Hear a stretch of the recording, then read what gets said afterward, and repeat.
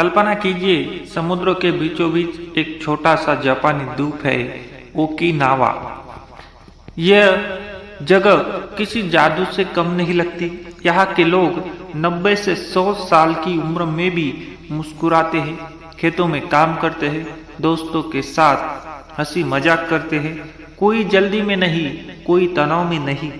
दुनिया के वैज्ञानिकों ने जब वहाँ के लोगों से पूछा, आप इतनी लंबी और खुशहाल जिंदगी कैसे जी लेते हैं, तो सबका जवाब एक ही था, क्योंकि हमारे पास हर सुबह उठने की एक वजह है, हमारा इकिगाई। इस शब्द का अर्थ है इकिगाई, तो जापानी शब्दों से बना है।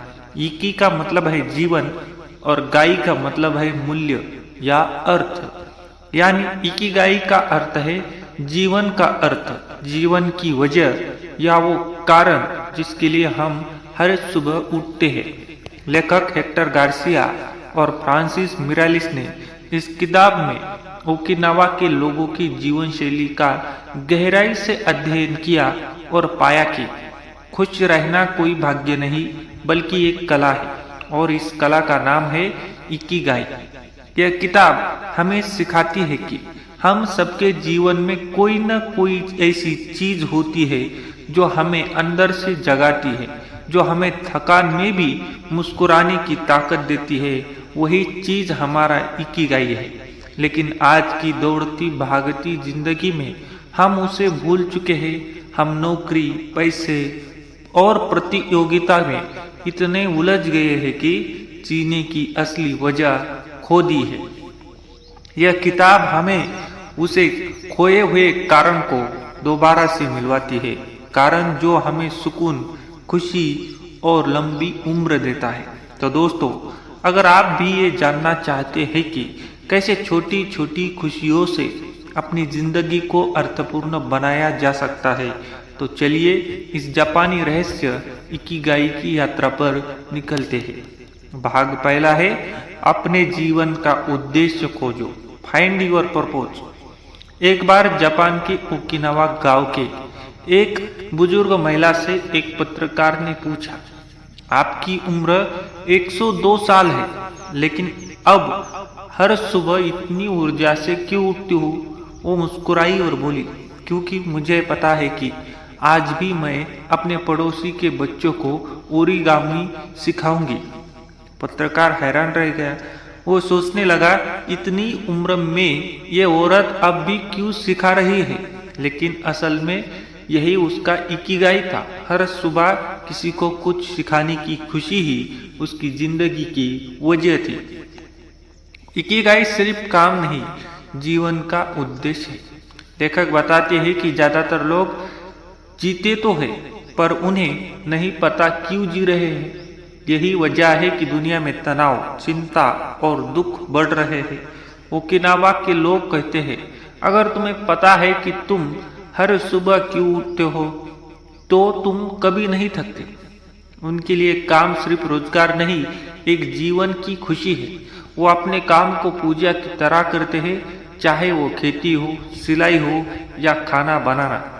एक छोटा सा किसान हर दिन अपने खेत में जाता था। भले ही उसके पास बहुत पैसा नहीं था, लेकिन जब भी वो मिट्टी को छूता, वो मुस्कुरा उठता था। उसने किसी ने पूछा, तुम इतना खुश कैसे रहते हो? वो बोला, जब मैं पौधे उगाता हूँ तो मुझे लगता है जैसे मैं जिंदगी उगा रहा हूँ। यही मेरा इकिगाई है। यही है ओकिनावा के लोगों की सोच। वे हर काम में अर्थ ढूंढते हैं, पैसा नहीं। काम में मजा आना लगे तो वही जीवन की पूजा है। इकिगाई वो नहीं जो तुम्हें दुनिया से चाहिए। इकिगाई वो है जो तुम्हें अंदर से मुस्कुराने पर मजबूर करे। दोस्तों, इकिगाई हमें ये सिखाता है कि हर इंसान के भीतर एक जीने का कारण छिपा है। बस हमें उसे पहचानना है कि वो कारण कोई सपना हो सकता है, कोई कला, कोई रिश्ता, या फिर बस किसी और के चेहरे पर मुस्कान लाने की खुशी। जब तुम्हें अपने जीवन का उद्देश्य मिल जाता है तो हर दिन नया, खूबसूरत और अर्थपूर्ण लगता है। भाग 2 है इकिगाई के 4 स्तंभ, 4 पिलर्स ऑफ इकिगाई। लेखक कहते हैं हर व्यक्ति के जीवन में इकिगाई तब जन्म लेता है जब 4 बातें एक साथ मिलती है। जो काम तुम्हें पसंद है, जिसमें तुम अच्छा हो, जिसकी दुनिया को जरूरत है और जिससे तुम कमाई कर सकते हो, इन चारों का मिलन बिंदु ही तुम्हारा इकिगाई है। एक छोटे से गांव में युवक था हिरोशी। उसे बचपन से पेंटिंग करना बहुत पसंद था। वो अपने स्कूल की दीवारों पर रंग भर देता और लोगों के चेहरे बना देता था। लेकिन जैसे जैसे वो बड़ा हुआ, सबने कहा पेंटिंग से पेट नहीं भरता, कोई और काम करो। वो कुछ सालों तक अलग अलग नौकरियां करता रहा, पर हर बार उसका मन बेचैन रहता। एक दिन उसने सोचा, मैं जो प्यार करता हूँ वही क्यों न करूं। उसने अपने गांव में बच्चों को पेंटिंग सिखानी शुरू की। धीरे धीरे उसकी क्लास मशहूर हो गई। बच्चे खुश हुए, माता पिता खुश हुए और हिरोशी का दिल भी भर गया। उसने कहा, अब मुझे समझ आया, यही मेरा इकिगाई है। इकिगाई का पहला स्तंभ, जो तुम प्यार करते हो। इकिगाई शुरू होता है दिल की चाहत से। जो काम तुम्हें अंदर से जिंदा महसूस कराए, वही तुम्हारा असली रास्ता है। दूसरा स्तंभ है जिसमें तुम अच्छे हो। प्यार करना काफी नहीं, उसमें कुशलता भी जरूरी है। ओकिनावा के लोग अपने हुनर को लगातार निखारते हैं, क्योंकि उनका मानना है हर दिन थोड़ा बेहतर बनो, बस यही असली सफलता है। तीसरा स्तंभ है जिसकी दुनिया को जरूरत है। इकिगाई सिर्फ अपने लिए नहीं, समाज के लिए भी होता है। जब तुम्हारा काम किसी और के जीवन में रोशनी लाता है, तब उसका अर्थ और बढ़ जाता है। जैसे एक डॉक्टर का इकिगाई है लोगों की जान बचाना, एक शिक्षक का इकिगाई है ज्ञान बांटना, एक कलाकार का इकिगाई है लोगों के दिल को छूना। चौथा स्तंभ है जिससे तुम कमा सकते हो। इकिगाई में पैसों की भूमिका भी है, क्योंकि स्थिर जीवन जरूरी है। लेकिन असल बात यह है कि तुम पैसों को मकसद से जोड़ो, न कि सिर्फ लालच से। इकिगाई वह जगह है जहाँ दिल की आवाज और दुनिया की जरूरत मिलती है। जब प्यार, हुनर, सेवा और रोजगार मिल जाए तो जीवन खुद एक उत्सव बन जाता है। दोस्तों, इकिगाई हमें सिखाता है कि सफलता का असली अर्थ पैसा या शोहरत नहीं, बल्कि वो संतोष है जो हमें अपने काम से मिलता है। जब तुम्हारा काम तुम्हारी आत्मा से जुड़ जाता है, तब हर दिन एक नया उत्सव बन जाता है। भाग तीसरा है धीरे चलो मगर जी भर के जियो, the art of slow living. Okinawa के छोटे से गांव में सूरज धीरे धीरे उगता है।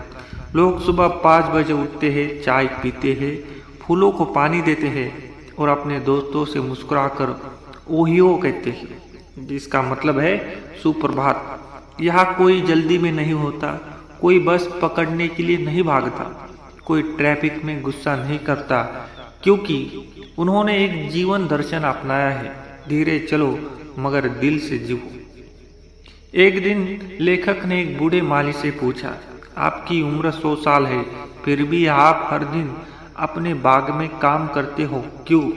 वो मुस्कुराया और बोला, क्योंकि मुझे पता है कि मैं कितने दिन और जिंदा रहूंगा, पर जब तक रहूंगा मैं अपने पौधे को बढ़ते हुए देखना चाहता हूँ।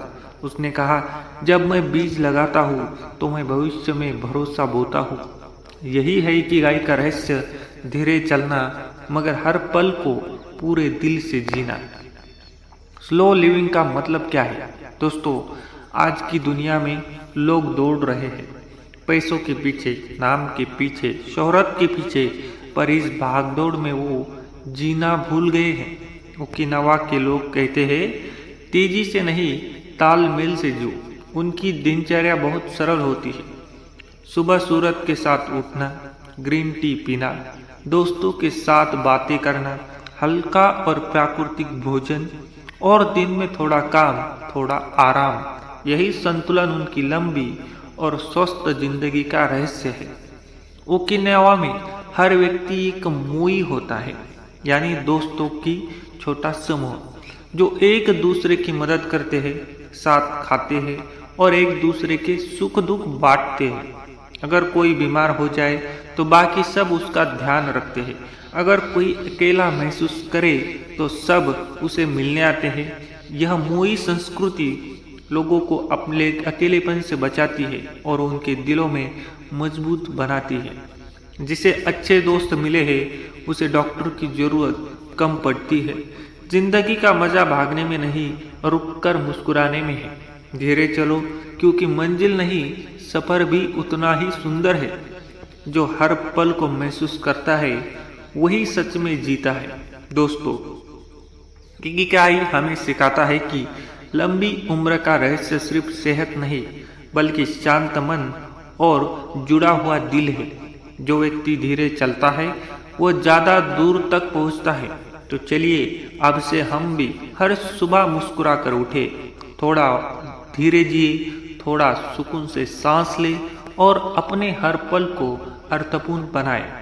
भाग चौथा है इकिगाई की शक्ति, द पावर ऑफ पर्पज। एक बार एक बुजुर्ग महिला से पूछा गया, आप इतनी उम्र में भी हर दिन मंदिर क्यों जाती है?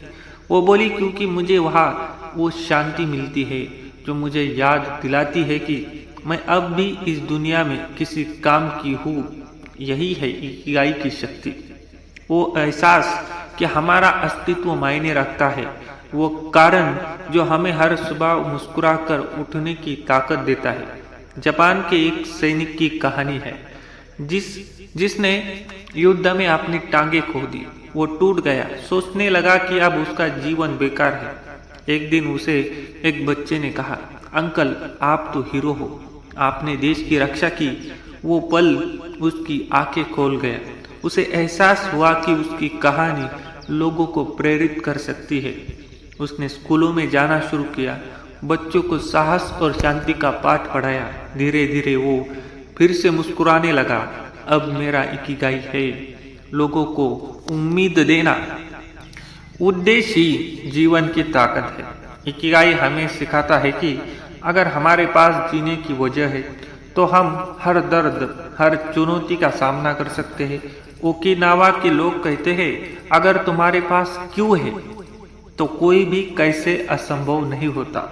यानी अगर तुम्हारे पास जीने की वजह है तो मुश्किलों में भी तुम्हें तोड़ नहीं सकती। ओकिनावा में एक व्यक्ति था जो रोज सड़क किनारे चाय बनाता था। लोग उसे हंसता हुए देखते और कहते, तुम इतनी मेहनत से काम करते हो फिर भी इतना खुश क्यों रहते हो? वो बोला, क्योंकि जब कोई थका हुआ मुसाफिर मेरी चाय पीकर मुस्कुराता है तो मुझे लगता है मैंने किसी का दिन थोड़ा बेहतर बना दिया। वो मुस्कान ही उसका इकिगाई थी। इकिगाई तुम्हारे अंदर की वो आग है जो जीवन को अर्थ देती है। जब तुम्हारा उद्देश्य स्पष्ट होता है तो हर दिन एक नई शुरुआत बन जाता है। खुशी तब नहीं आती जब सब कुछ सही हो, बल्कि जब तुम्हारे पास सही वजह हो जीने की। दोस्तों, इकिगाई कोई जादू नहीं बल्कि जीवन जीने की कला है। यह हमें सिखाता है कि हर दिन एक उपहार है, हर काम एक अर्थ है और हर मुस्कान किसी की जिंदगी बदल सकती है। तो आज खुद से पूछो, मेरा इकिगाई क्या है? जब तुम उसका जवाब पा लोगे तब तुम्हारी जिंदगी सिर्फ लंबी नहीं बल्कि खूबसूरत भी बन जाएगी। दोस्तों, अगर आपको यह कहानी पसंद आई हो तो आपने इकिगाई को ढूंढना मत भूलना, क्योंकि असली खुशी वही से शुरू होती है।